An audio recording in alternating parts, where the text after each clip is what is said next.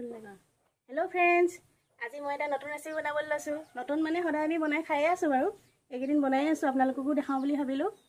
আজি মই বনাবলৈ লৈছো কঁঠালৰ আঞ্জা। কঁঠালখিনি ধুনীয়াকৈ মই কাটি লৈছো। কঁঠালৰ সৰু মুচি এটা লৈ লৈছো ইয়া। এয়া আলু কাটি লৈছো, পিঁয়াজ, নহৰু, আদা, তেজপাত সকলোবোৰ গোটাই লৈছো। এয়া কেৰাহী গৰম হৈ আছে। এয়া মই দুখন কেৰাহী পাতি লৈছো।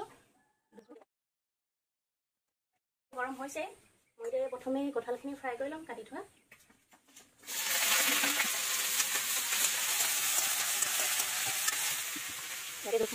জোখমতে মই নিমখ অকণমান দি দিম কঁঠালৰ জোখেৰে।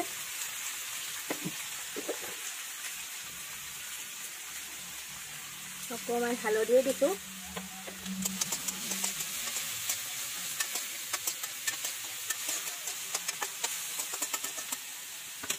কঁঠালখিনি ফ্ৰাই হোৱালৈকে এইখন কেৰাহীত মই পিঁয়াজখিনি ভাজি ল'ম। পিঁয়াজ, নহৰু, আদা।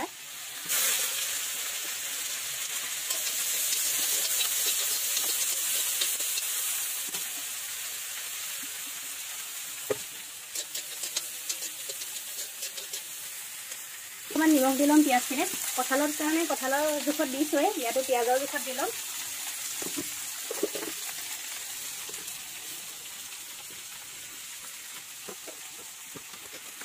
আৰু ইয়াত মই অকণমান ৰেড চিলি দিম। কঁঠালৰ চব্জি অকণমান জ্বলা হ'লে খাবলৈ ভাল। মছলা আৰু এটা মিট মছলা, অকণমান চাট মছলা আৰু মিট মছলা দি দিম, সোৱাদটো ভাল হ'ব খাবলৈ।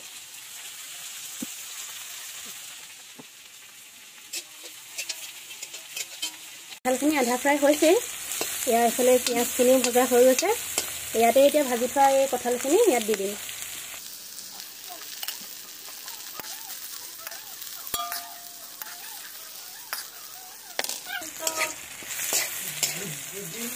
এই কাটি থোৱা আলুখিনি এই কঁঠাল ফ্ৰাই কৰি ইয়াতে দি দিম। কঁঠালখিনি ফ্ৰাই কৰাৰ আগতে আলুখিনি অকণমান ফ্ৰাই কৰি ল'ম। ইয়াতে আকৌ মই নিমখ অকণমান আৰু হালধি অকণমান দি দিম।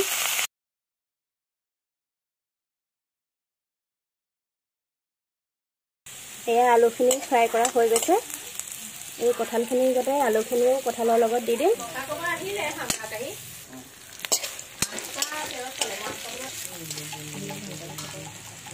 হৈয়ে গৈছে, ইয়াতে মই অকণমান পানী দি দিম।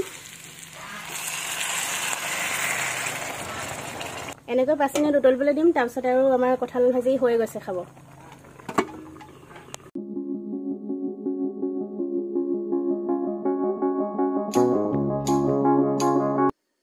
আমাৰ খানা ৰেডি হৈ গৈছে, আমি এতিয়া খাওঁ। ভাল লাগিলে লাইক, শ্বেয়াৰ, কমেণ্ট কৰি দিব। Bye bye friends.